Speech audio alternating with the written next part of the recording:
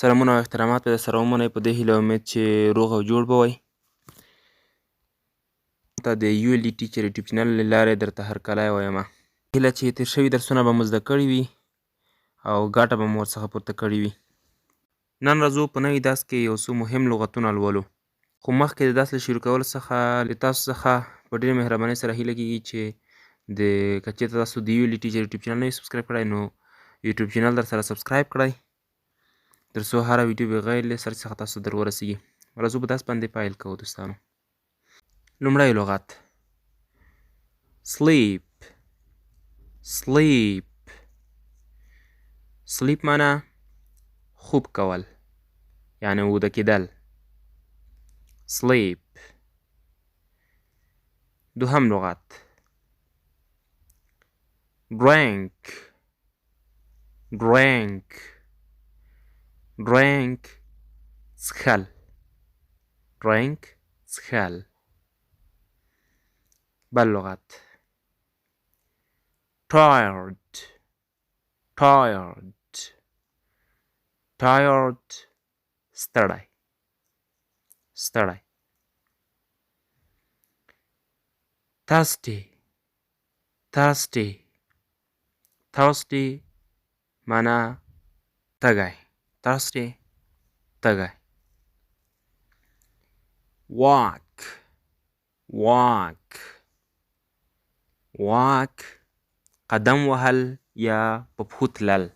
لکه یو څوک په پښو باندې ځي په موټر کې نه یعنې بغیر له موټر څخه یا د موټرسایکل څخه په پښو باندې تلل ته څه ویل کېږي walk په پښو باندې تلل.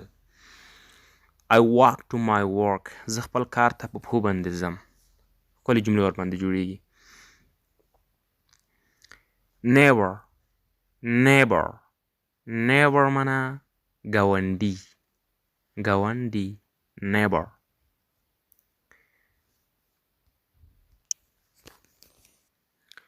soil soil soil معنا خاوره soil خاوره. wind wind wind معنا باد wind باد. hail hail hail معنا ګلی hail ګلی. earphone earphone earphone معنا غوږوالۍ یا ګوشکۍ چې بعضې کسان ورته وایي ګوشکۍ. road road road معنا سړک road سړک.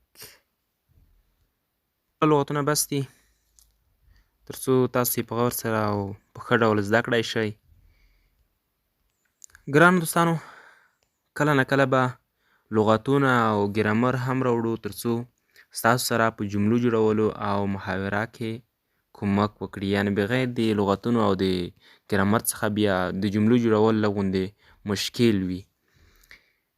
نو د دې لپاره به دا کوشش کوو چې داسې لغتونه او ګرامر راوړو کوم چې اسانه وي او زیات استعمالیږي تر څو هغه ګرامر او هغه لغتونه چې بیا کم استعمالیږي د هغې استعمال کم وي نو هغه به تاسو له ځان څخه بیا په خپله هم ورسره زده کولی شئ انشاءالله. کوم وخت چې تاسو هغه زیات استعمالیدونکی ګرامر او هغه زیات استعمالیدونکي لغتونه زده کړئ نور بیا انشاءالله اسانه ده بیا په خپله زده کولی شئ او که په خپله مو زده نه کړل نو بیا به نورې ویډیوګانې ورباندې جوړو په هغې باندې.